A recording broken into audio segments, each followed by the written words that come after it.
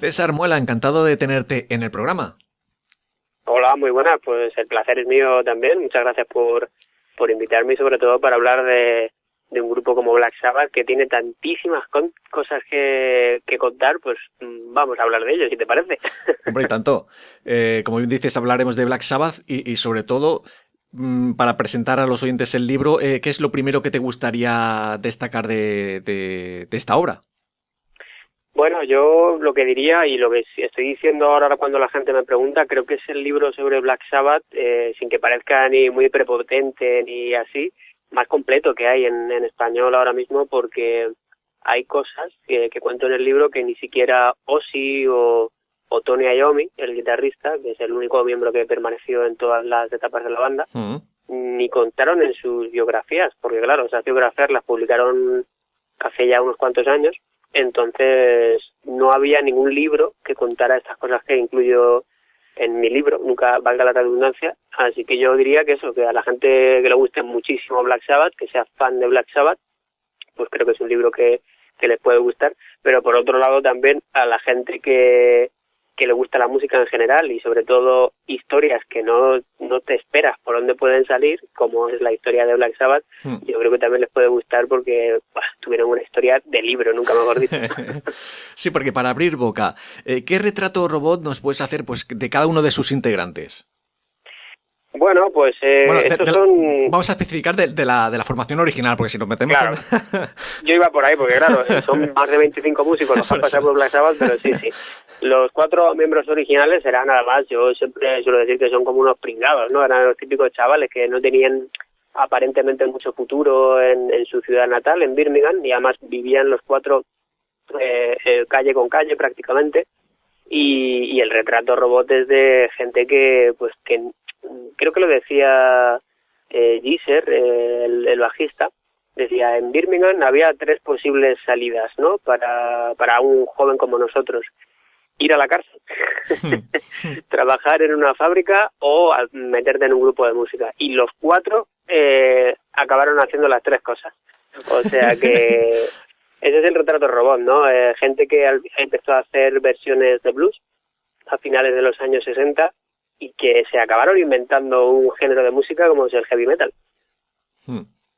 Porque ¿cuál es el elemento que hizo que destacasen respecto a otros grupos? ¿Qué tienen?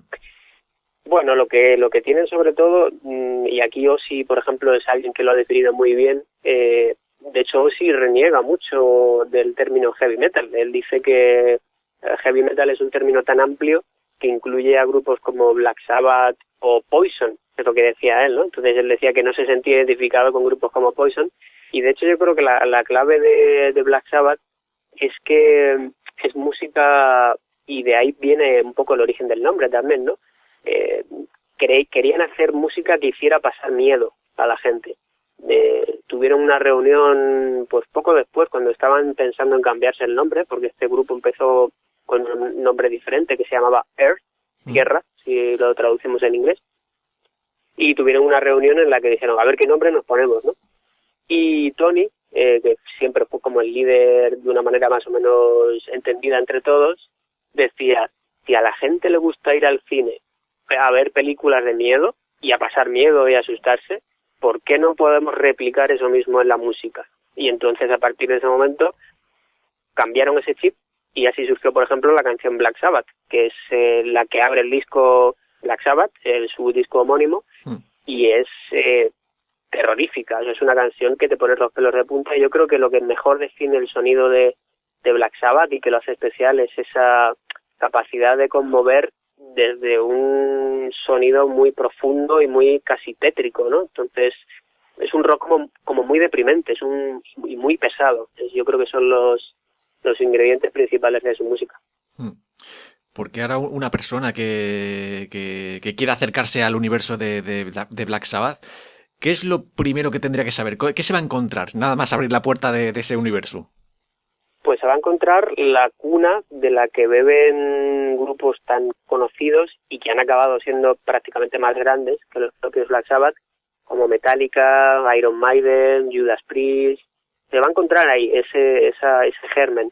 Incluso si abres un poco el espectro de grupos como Nirvana, o de grupos más punk, que siempre mencionaron a Black Sabbath como influencia en su música, te va a encontrar eso, ¿no? Como yo creo que Black Sabbath está muy presente en la sociedad por los grupos que han sido influenciados por Black Sabbath, nunca mejor dicho, y son muchísimos, ¿no? Y si Iron Maiden o si Metallica bebieron de Black Sabbath, imagínate la cantidad de grupos que han bebido a su vez de Metallica o de Iron Maiden y al final están siguiendo un patrón o una manera de hacer música que empezó a hacer Black Sabbath. Entonces yo le diría a la gente que va a escuchar algo histórico, que es algo que marcó época y sobre todo algo con una rotundidad y una contundencia que igual te tienes que quedar un poco sentado porque igual te despeina, ¿no? el resultado.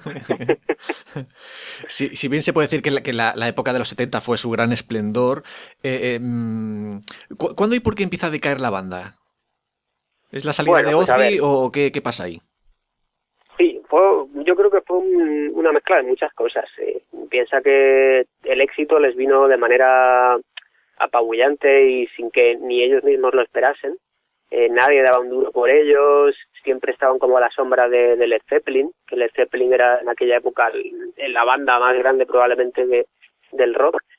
Y lo que pasó fueron pues que se empezaron a meter muchísima droga, o sea, tuvieron muchísimos problemas con la droga y el alcohol, y esto empezó a pasar factura en su manera de ser, en su manera de vivir incluso, pero sobre todo lo que pasó fue que una vez que ya acariciaron un éxito tan grande, sobre todo a partir del disco Paranoid, claro, empezaron a intentar aprovecharse de ellos, ¿no? Con giras prácticamente que no paraban por su casa en a lo mejor 6 meses y claro, tanto concierto con un ritmo de vida como el que llevaban de droga, alcohol y demás, pues acabó pasando factura, ¿no? Entonces lo que necesitaban era un descanso y en vez de tener ese descanso pues acabaron tirándose de los pelos prácticamente y el que quería tomarse las cosas de otra manera sobre todo era Ozzy, que aparte tuvo un momento personal cuando decidió abandonar el grupo, pues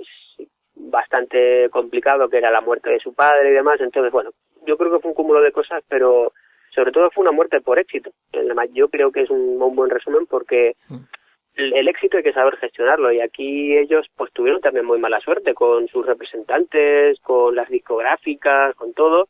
Y fíjate que hay un momento en su trayectoria que un grupo que se coló en las listas de ventas de Reino Unido, de Estados Unidos, que tenía hits, que sonaban en la radio por todo el mundo, es que no eran dueños de sus propias canciones.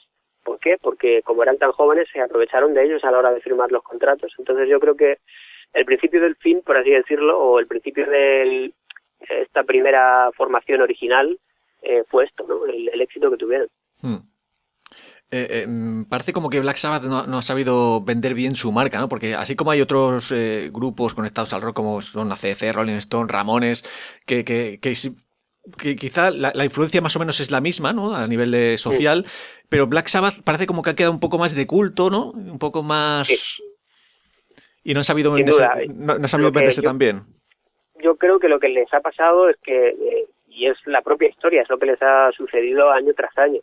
Cuando se marchó Ozzy de la banda, empezó una serie de cambios en la formación que ya con el paso de los años ya perdieron tanta credibilidad porque no, de verdad, no hubo un año en el que no cambiaran un integrante de la formación. El único que solo quedó durante todas las etapas fue Tony Iommi, pero claro, cuando un grupo, es que acabaron fichando al cantante de su grupo contrincante, por así decirlo, uno de sus máximos rivales, que era Deep Purple, y ficharon a Ian Gillan como vocalista, ¿no? Entonces, yo creo que si se han quedado como grupo de culto es porque hubo un momento en el que sus propios fans renegaron un poco de, pero este grupo ¿qué está haciendo, no? ¿Qué está haciendo con el gran legado que tiene el grupo?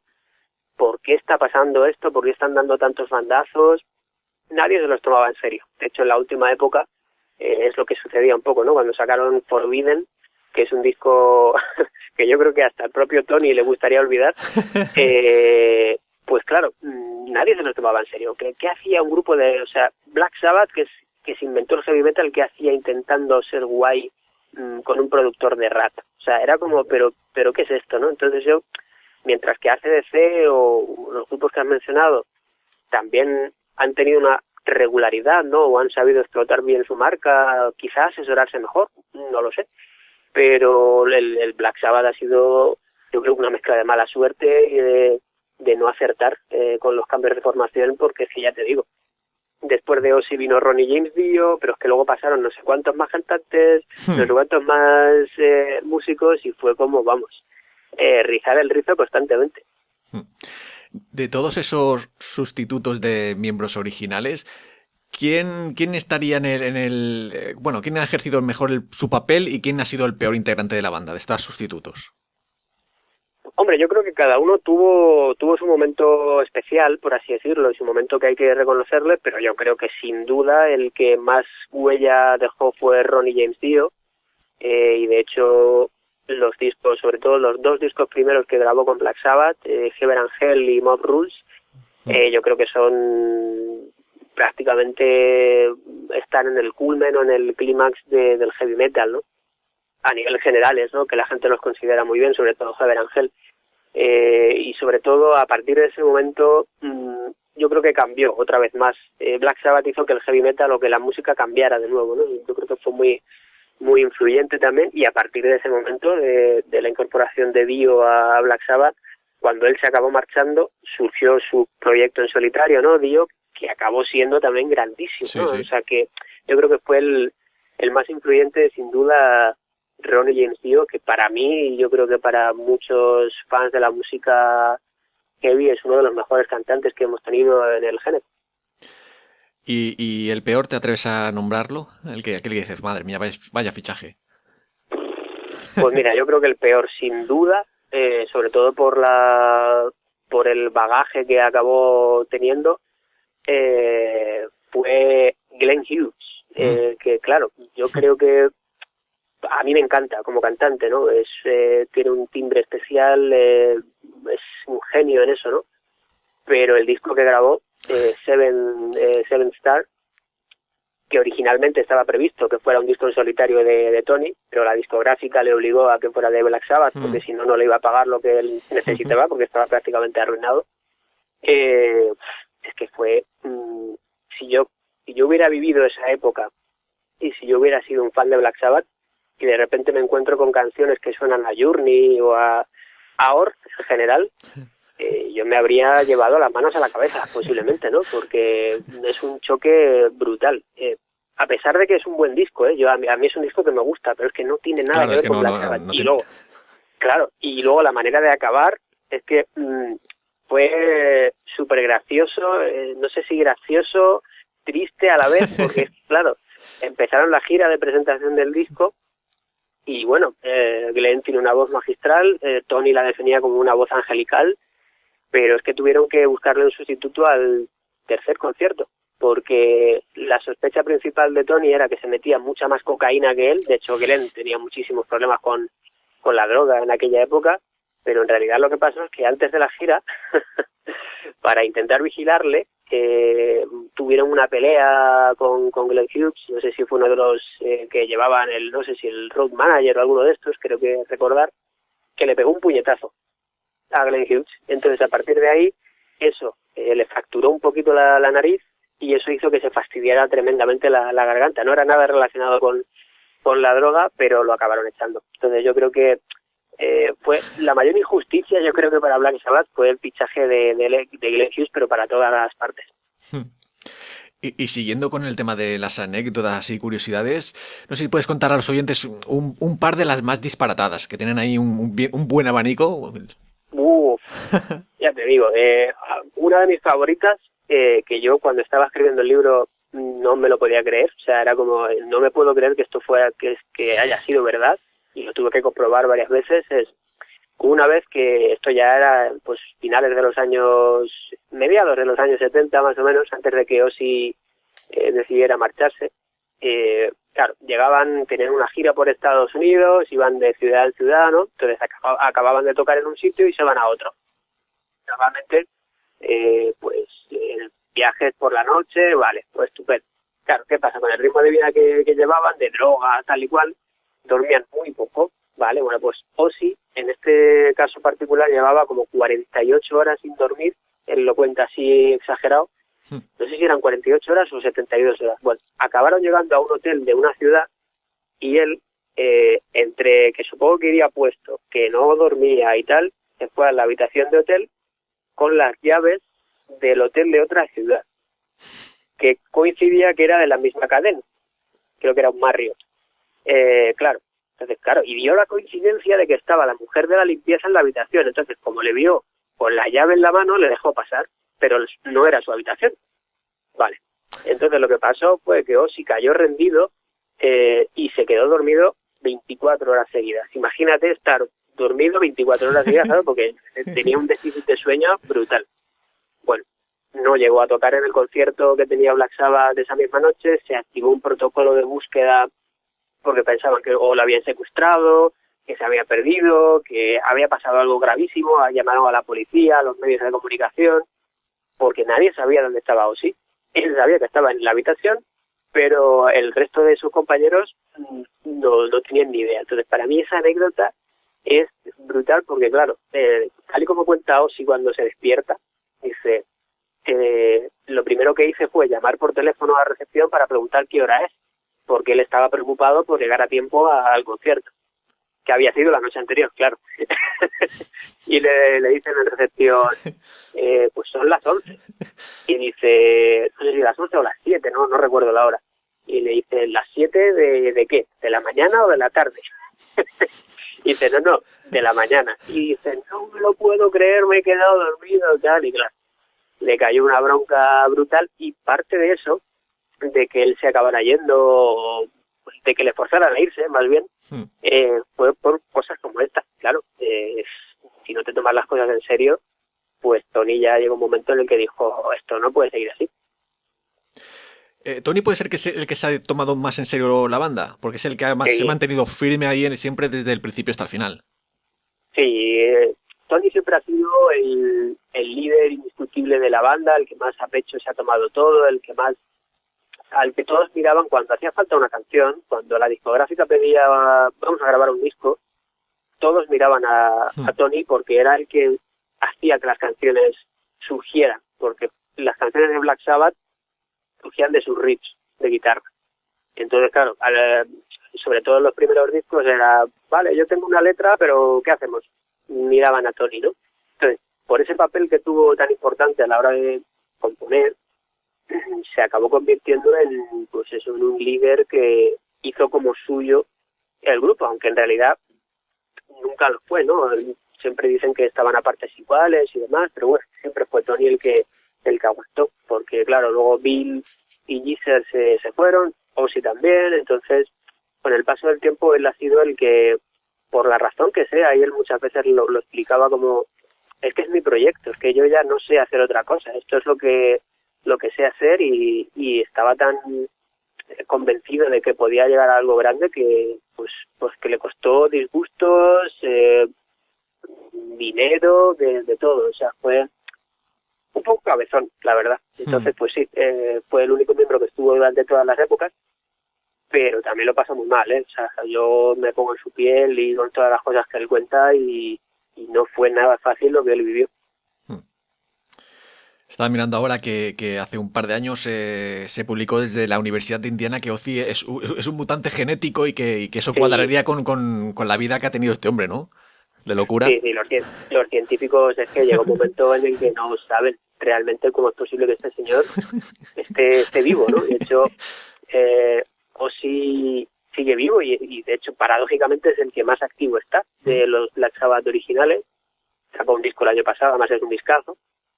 Y los científicos cuando sacó este estudio decían, con la cantidad de droga, con el ritmo de vida que ha vivido este señor, ¿cómo es posible que esté vivo? Realmente era la pregunta.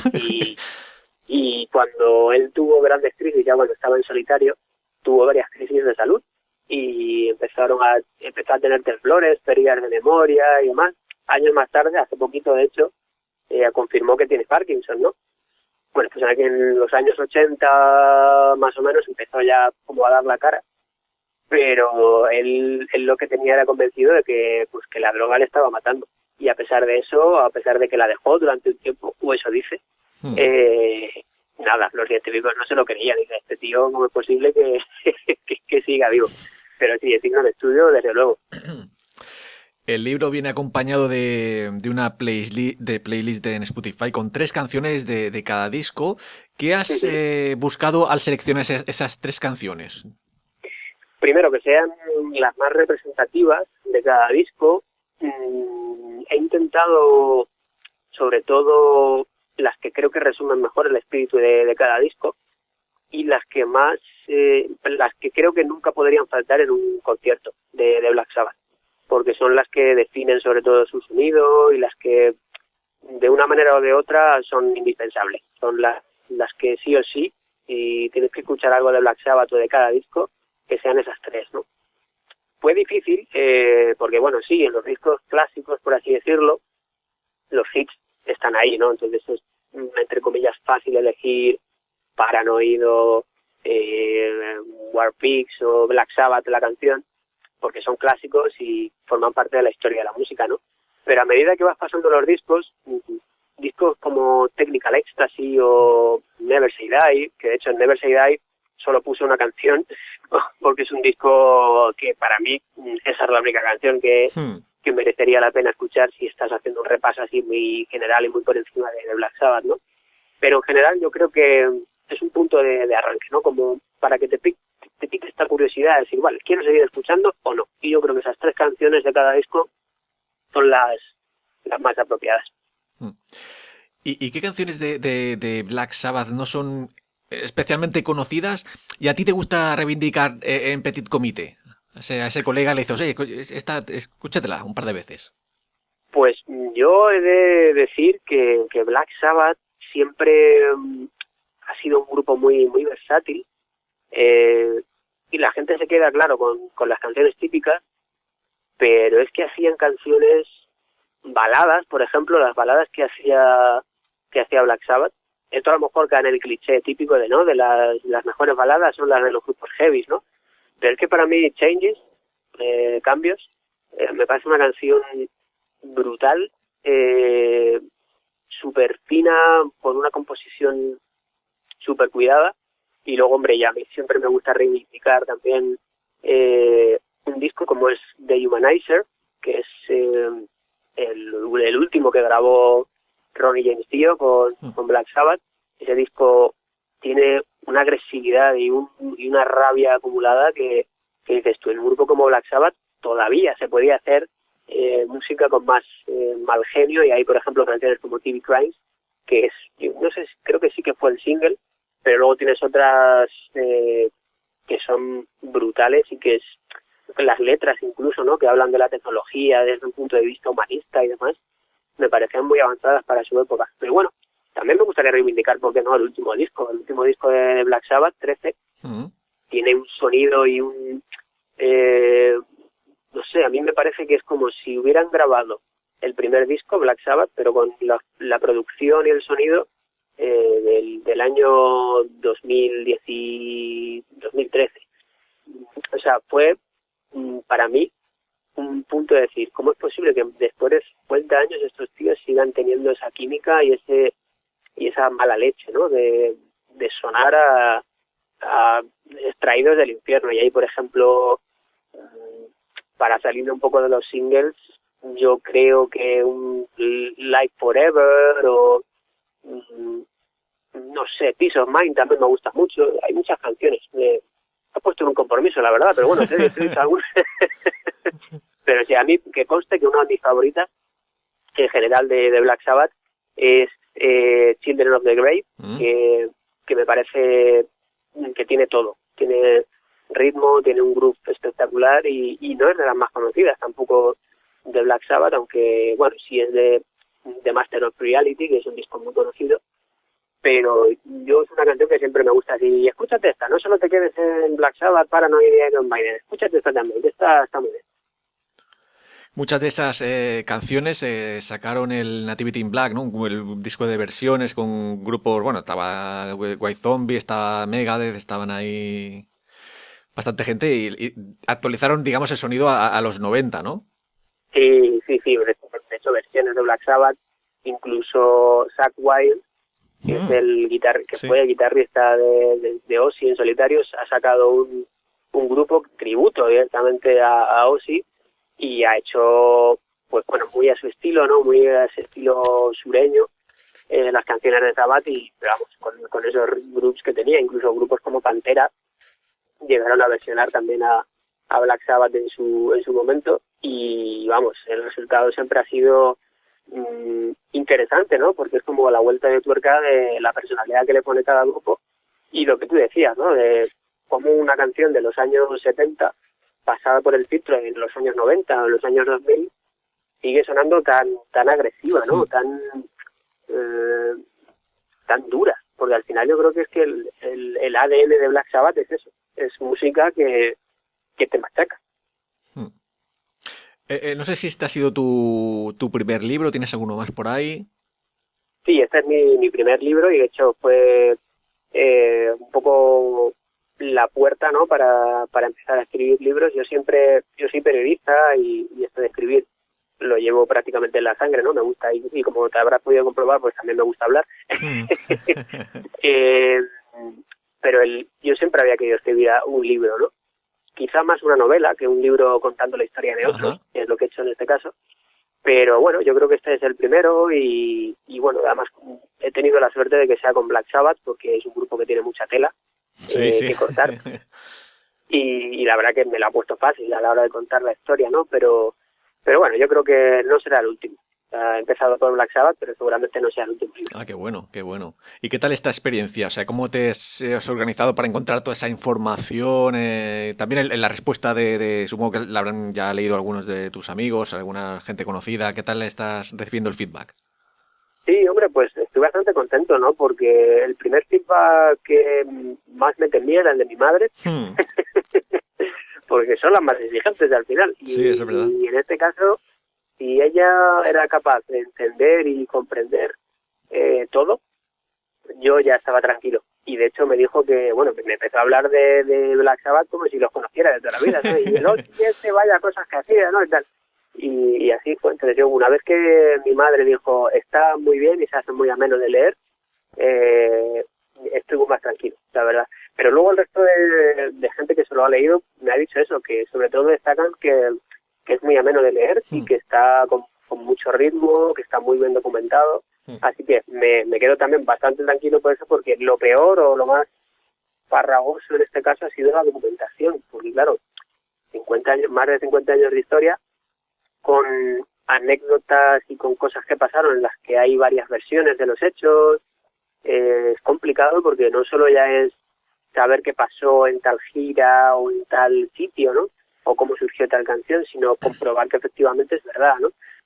Por suerte ellos mismos han dado muchas entrevistas, han hecho muchos documentales, han participado en libros, tienen sus propias biografías, entonces eso, entre comillas, facilita mucho la labor, pero es que hay veces que incluso Ozzy contaba una cosa y Tony contaba otra. Entonces, cotejar eso ha sido fácil. Las veces que no he podido cotejarlo, de hecho, en el libro digo, aquí hay varias versiones y les cuento directamente, digo, no se sabe cuál es la que pasó, pero esto es lo que cuentan ellos, ¿no? Entonces, bueno, ha sido un proceso y ya te digo, la documentación ha sido lo más duro, pero vamos, me quedo con la buena sensación de haber escrito algo que creo, porque claro, como te podrás imaginar, yo me lo he tenido que leer alguna que otra vez.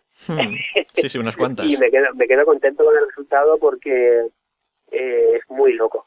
Digo, no me puedo creer que esto les haya pasado de verdad y que esté documentado así, contado.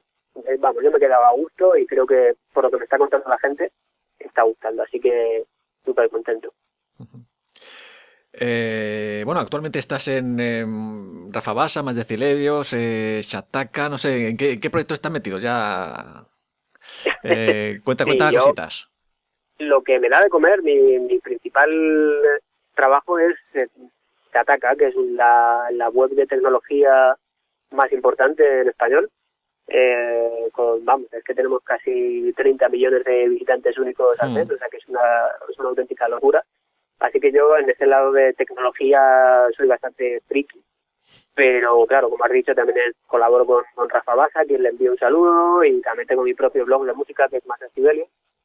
Pero luego aparte es que soy músico también, Rafa.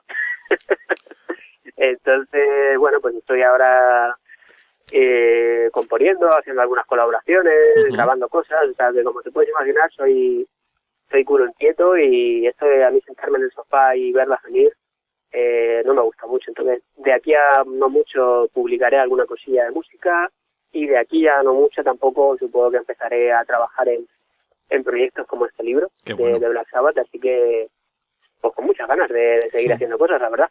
También mencionar que no se quede en el tintero que estuviste en una adaptación del musical Jesucristo Superstar, que también es una cosa chula. Sí, la hicimos aquí con Leo Jiménez, el ex cantante de Saratoga, y él, aparte de que tengo una relación muy cercana con él, porque fue mi profe de canto en su día, luego nos hicimos amigos, esa adaptación del musical de Jesucristo Superstar, pues la verdad que estuvo muy bien, y no sé, ojalá y se vuelva a repetir, porque fueron 3 conciertos solo en aquel momento, pero fue una experiencia que me gustaría volver a repetir y ojalá y se pudiera volver a hacer, porque de hecho me consta que incluso había demanda por Latinoamérica, así que bueno, pues genial.